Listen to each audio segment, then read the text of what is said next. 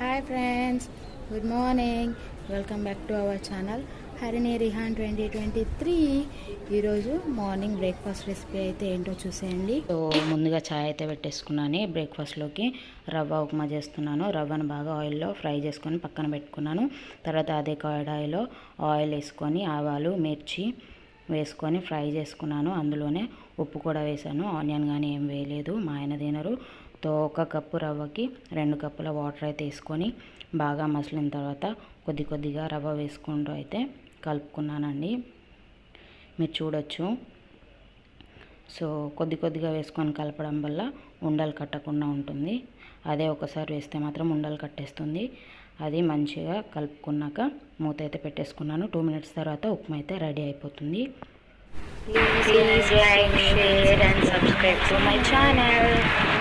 మళ్ళీ కలుద్దాం నెక్స్ట్ వ్లాగ్లో.